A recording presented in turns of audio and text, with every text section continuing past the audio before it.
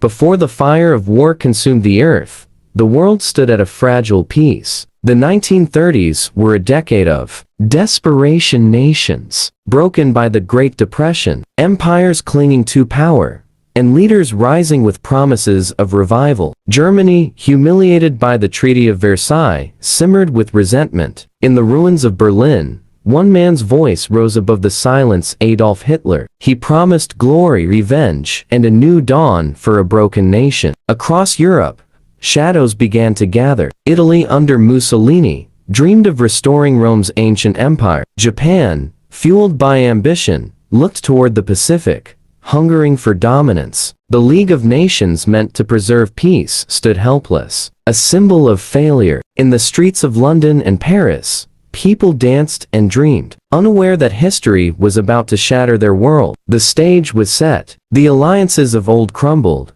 and new, darker pacts emerged. The Nazi regime marched forward, cloaked in propaganda and steel.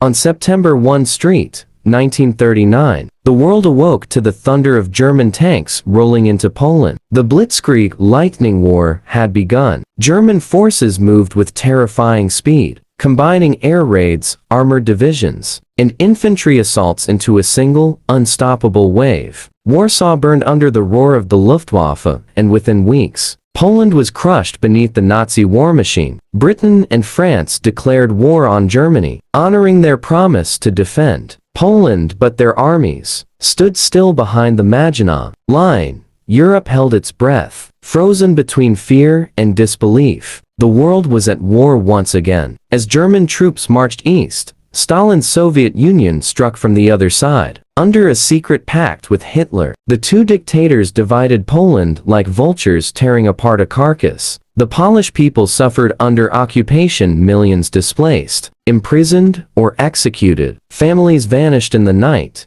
and resistance was crushed without mercy. In Berlin, Hitler celebrated. His gamble had paid off. Europe trembled before his might. Yet, beyond the victory, darker plans began to take shape.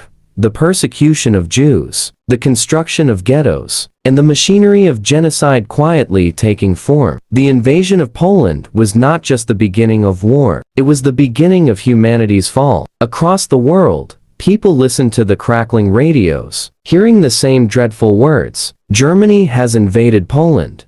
The nightmare had begun.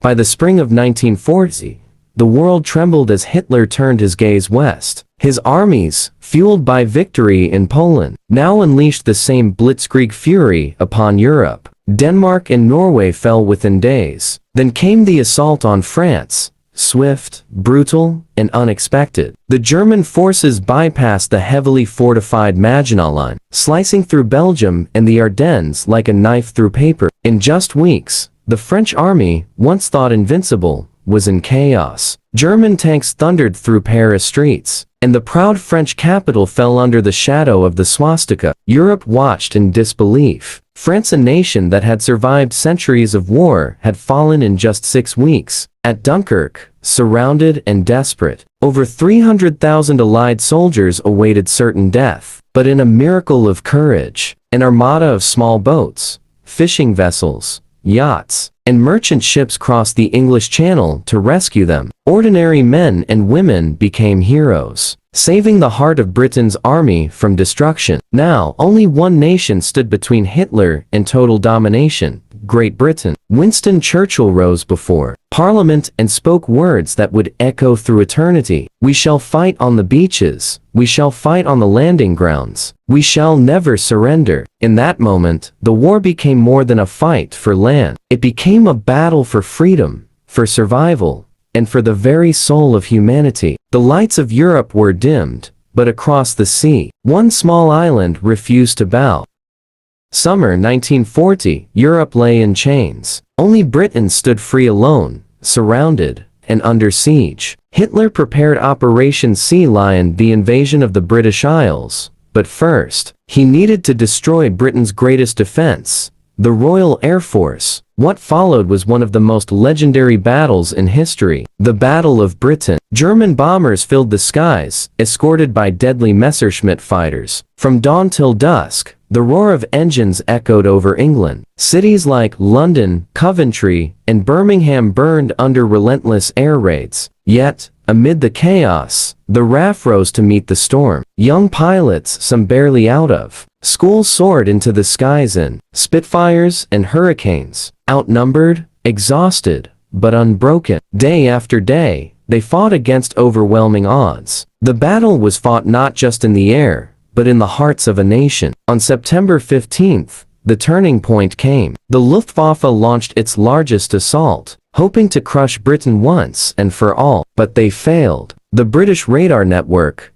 a secret weapon of the time, allowed the RAF to strike with precision. One by one, German planes fell from the sky. As smoke cleared, Churchill spoke again, honoring his defenders with immortal words. Never in the field of human conflict was so much owed by so many to so few. The invasion of Britain was cancelled. Hitler had been stopped for the first time. The island nation had survived the storm. In the ashes of the Blitz, a light of hope still burned, defiant, unyielding, and alive. June 22 end, 1941, the dawn that set the world ablaze. Without warning, Hitler launched Operation Barbarossa, the largest invasion in human history. Over 3 million German soldiers crossed into the Soviet Union, stretching across a front nearly 2,000 miles long. It was meant to be a swift victory, one that would crush communism and grant Germany the vast resources of the East. At first, the Blitzkrieg struck with devastating force. Soviet defenses crumbled under the speed of German tanks and air power. Cities fell one by one: Minsk, Smolensk, Kiev. Entire divisions were encircled and destroyed. The Red Army, unprepared and overwhelmed,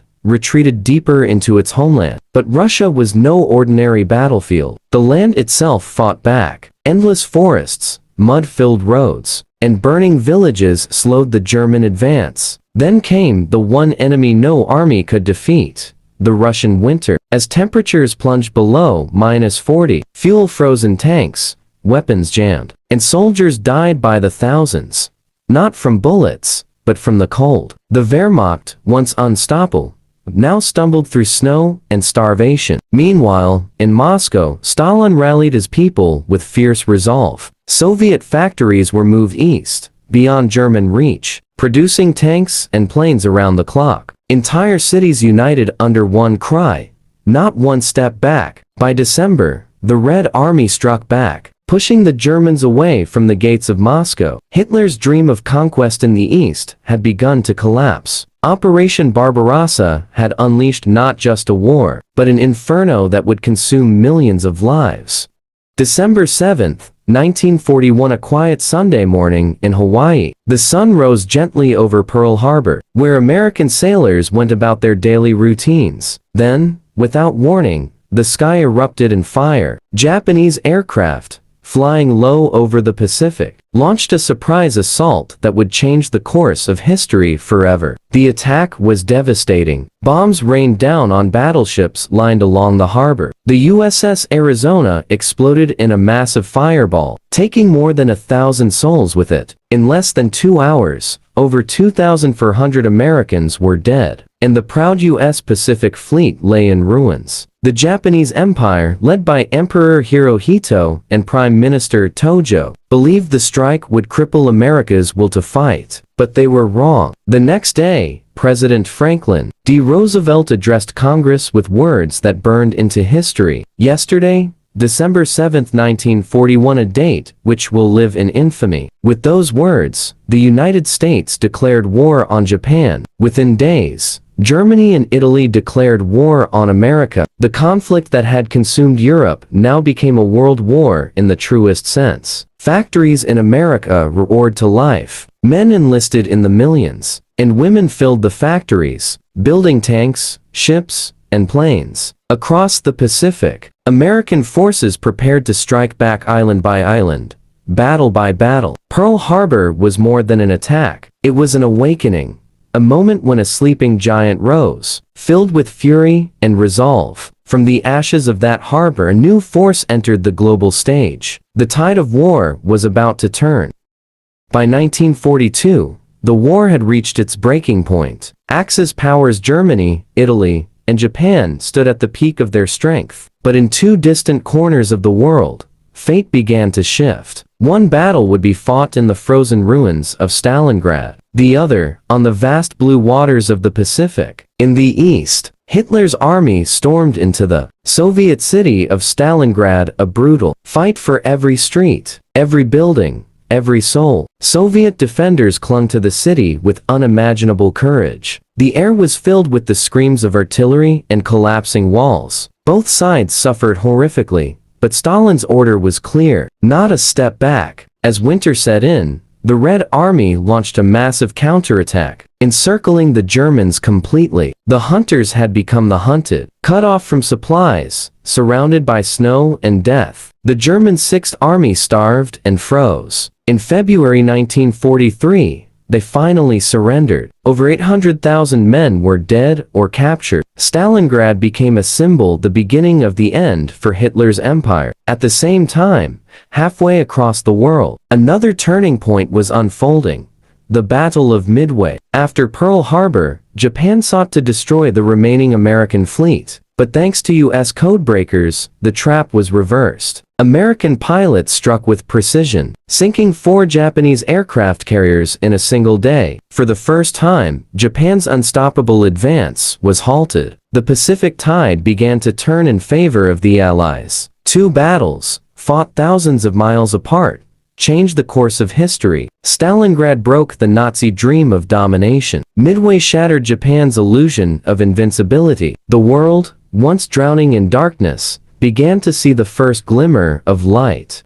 June 6, 1944, dawn broke over the English Channel as thousands of ships moved silently toward the coast of France. It was the beginning of Operation Overlord, the largest amphibious invasion in human history. The world would remember it forever as D-Day. For years, Nazi Germany had ruled Western Europe with an iron fist. But now, the Allies were ready to strike back. British, American, and Canadian soldiers faced an impossible task: storming the heavily fortified beaches of Normandy under a storm of bullets, bombs, and fire. At 6:30 a.m., the first landing crafts hit the shore. The air filled with the deafening roar of gunfire. Men leapt into the freezing surf, many never reaching the sand. On Omaha Beach, bodies lay scattered as machine guns tore through the waves. Yet, inch by inch, they advanced, crawling through smoke, blood,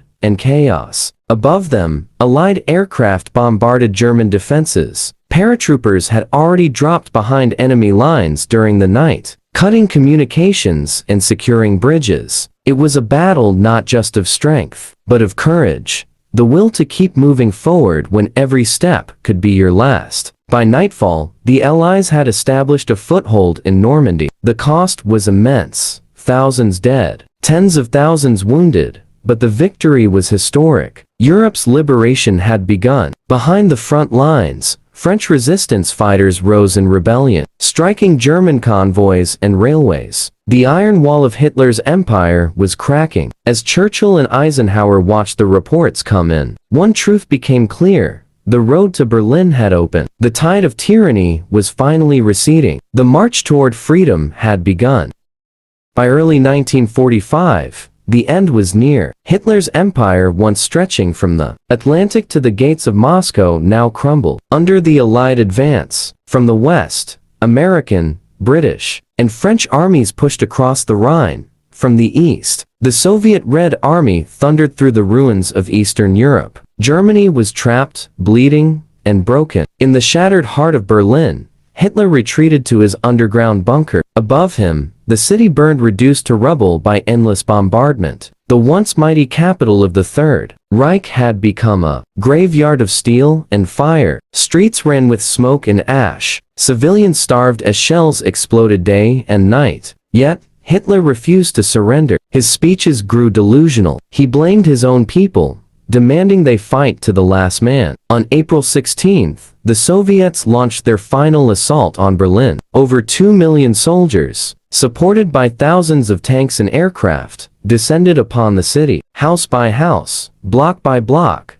they fought a storm of blood and vengeance. The red flag rose above the Reichstag, signaling the end of Nazi Germany. Inside his bunker, as Soviet troops closed in, Adolf Hitler took his own life on April 30, 1945. The dictator, who had promised a 1,000-year Reich, was gone, his dream reduced to dust. A week later, on May 8, Germany surrendered unconditionally. Europe erupted in celebration. Bells rang, flags waved, and tears of joy fell freely. After 6 years of unimaginable destruction, the guns finally fell silent. But beneath the triumph lay sorrow. Over 60 million lives were lost. Cities were gone, families shattered, and humanity scarred forever. The nightmare had ended, but the world would never be the same again. The guns of World War II finally fell silent in 1945, but the silence was not peace. It was the sound of a world trying to comprehend its own destruction. Entire cities lay in ruins, millions were homeless, and nations were scarred beyond recognition. Europe was a graveyard of steel and ash. The war that began with ambition and hate had left behind only death and sorrow. In the aftermath, the full horror of Nazi crimes came to light. Allied troops, as they liberated concentration camps, uncovered scenes that defied belief.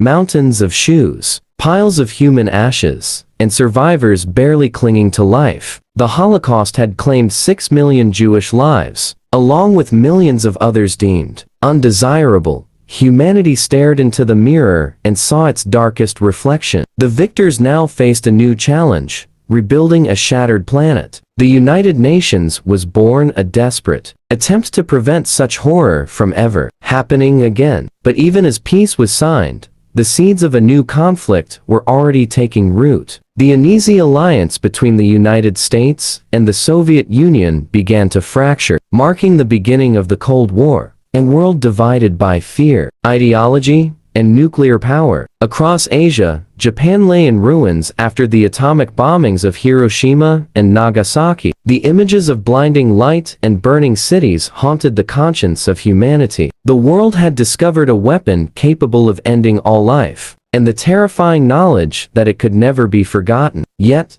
amid the rubble, life found a way to return. Children played in the ruins, cities rebuilt brick by brick, and nations began to heal. The soldiers who had fought came home as heroes, but also as witnesses, men who had seen the true price of hate. World War II had taken more than lives. It had tested the very limits of humanity, but it had also shown resilience, the strength to rise again from despair. As the world looked toward a fragile dawn, one truth remained clear: